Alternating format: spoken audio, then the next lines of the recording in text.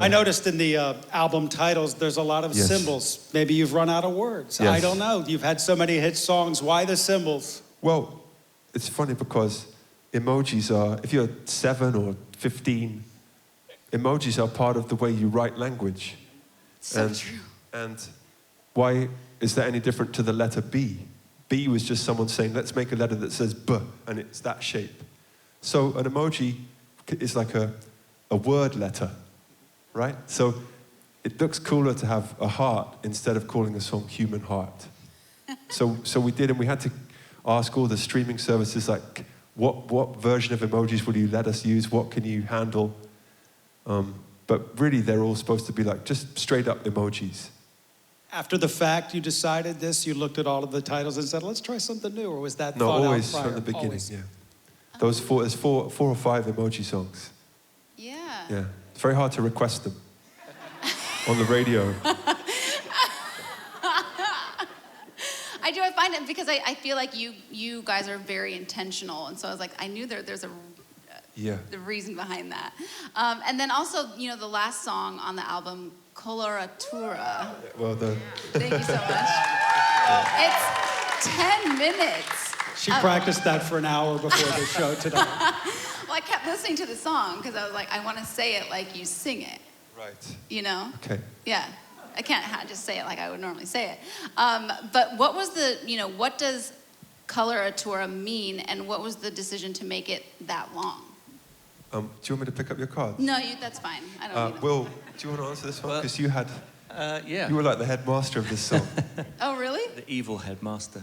Though I think coloratura in musical terms means it's like an ornament. So, when opera singers sing very intricate melodies, it's the Italian word for that is a coloratura. But I think the idea of we had a lot of sort of bits of music float around when we're recording and when we're writing, and sometimes bits of songs end up in different places. And I think there was a shorter version of this song, and then one, I think it was over a weekend. I think Chris said, can you let me try something, and came back with this sprawling space opus. And I think it took us a while to get used to how long it was and the different parts.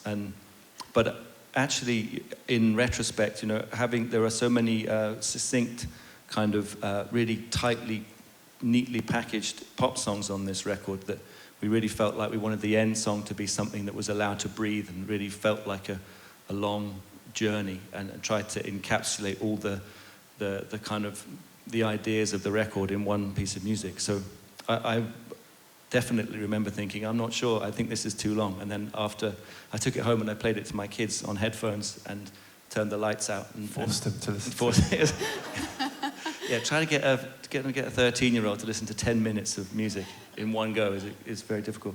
But they loved it, and so I think it was really vindicated because it is such a great journey, and we hope that people do have the patience and the commitment to listen to it from beginning to end, because it's a fantastic piece of music. I think when we go on tour, we'll probably want to finish with that song, but we might give like a 2-minute window before we play it to say, if you want to leave now, there's no hard feelings, because we'll do like a more up-tempo song in this is second to last, and then we might say, okay, for those of you who don't want to get bored or whatever, there's a 2-minute window, you may leave, and after that the doors are locked and we're doing then you're stuck here.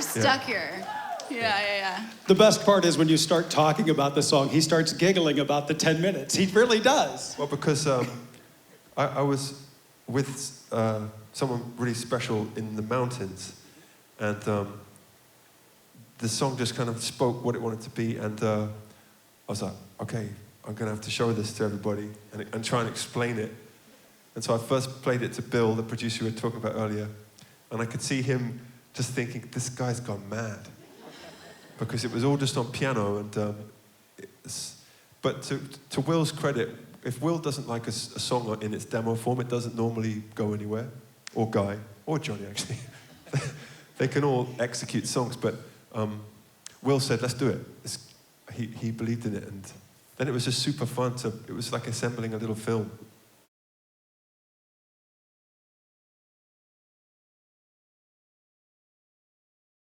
Hey guys, thanks so much for watching. Did you like that video? You can check out more over here. And don't forget to subscribe to iHeart right here. And if you're already a longtime fan, make sure you ring the bell down below so you don't miss a single video. Bye guys.